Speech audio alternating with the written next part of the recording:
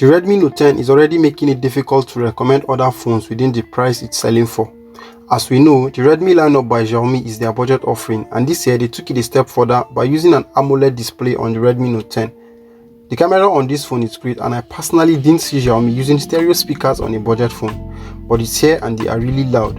It is powered by the new Snapdragon 678 that handles performance quite well.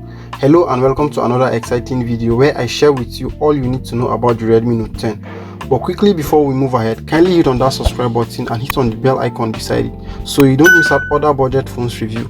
Big shout out to lombarddial.com for providing us with the review unit here, and in case you want to buy any phone in Nigeria, you can use their website that will be linked in the description below. Now let's talk about the design. The phone has plastic at the back and glass at the front. The frame is made of plastic and we have Gorilla Glass 3 protecting the front glass. Just like the Note 10 Pro, the Redmi Note 10 also comes with an IP53 rating that protects it against dust and splashes of water. I have the Onyx Ray color here, and this color attracts fingerprints easily. Best if you use the case it came with for better grip and protection. The camera cutout at the back is really cool and it sticks out a bit, but it doesn't wobble when placed on a flat surface. The edges at the back are curved, and at 6.43 inch, it is one of the grippiest phones I've tested. It is a little bit slimmer than the Redmi Note 10 Pro when placed side by side. On the front side, we have minimal bezel, but the one at the bottom is quite noticeable. We have a punch hole camera cutout right at the middle and it's small. You won't even notice it when you are consuming content or gaming. We have the power key and volume rocker on the right side. The power key also doubles as a fingerprint scanner and it's quite responsive. At the bottom, we have the USB Type-C charging port, a speaker, a headphone jack and a microphone. At the top, we have an IR blaster and the second speaker. We have the SIM and SD card slot to the left, and that's about it. The Note 10 is made of plastic, and this makes it durable when compared to the 10 Pro that is made out of glass. Let me know in the comments what you prefer between glass and plastic. One of the major selling points of the Redmi Note 10 is the display.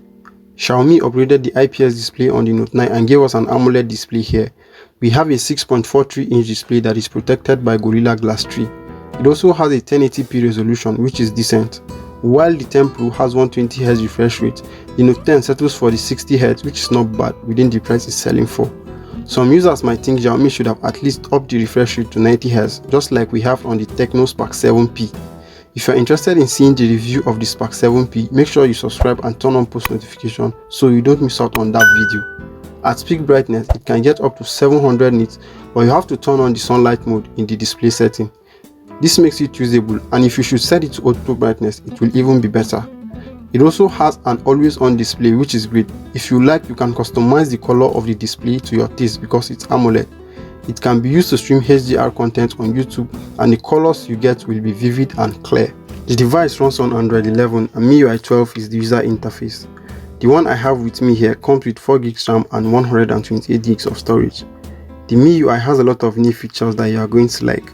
In my first impressions video linked below, I was surprised that the device didn't come with too much pre-installed apps. Even the ones I found on the phone could be removed. The notification panel kinda looks as if Xiaomi borrowed few things from iOS.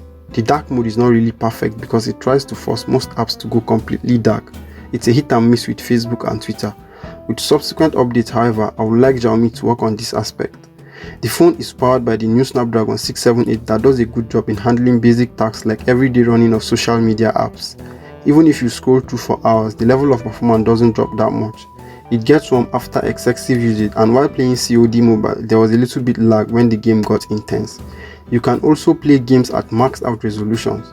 I want the MIUI to be optimized a little bit better because it feels heavy on the phone.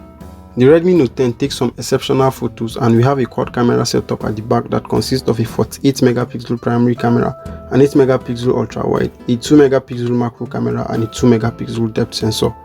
The macro camera on this phone is really useful if you take close-up shots. The portrait mode is okay, and I use the ultra wide camera as well, and it has some details to it. Here are more images.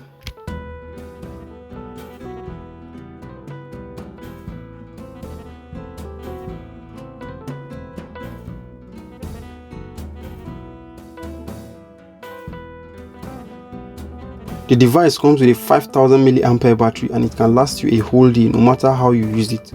It takes just 30 minutes to charge from 0 to 60% and slightly over an hour for 100%. There are times when some apps running in the background will be consuming battery, so you need to be aware of that. Though the Redmi Note 9 came with a 50-20 mAh battery that lasted well. The battery on the Note 10 Pro also delivers as well. If you are using the Redmi Note 9 Pro, the only reason why you might want to switch to the Note 10 is the upgraded AMOLED display that is bright. The loud stereo speakers and IP53 certification must not be ignored. As far as competition goes in Nigeria, it is difficult to recommend other phones from the competing brands, unless you prefer the 90Hz refresh rate on the Infinix Hot 10T and the Tecno Spark 7P. Even at that, you are getting a 720p display. The Note 10 is not a perfect all-round phone, but for the price of 77,000 naira or $189 for the base model with 3GB RAM and 64GB storage, it is perfect and easy to recommend. With all that said, I hope you find this video useful. Make sure you leave a like and subscribe to the channel. See you in the next one.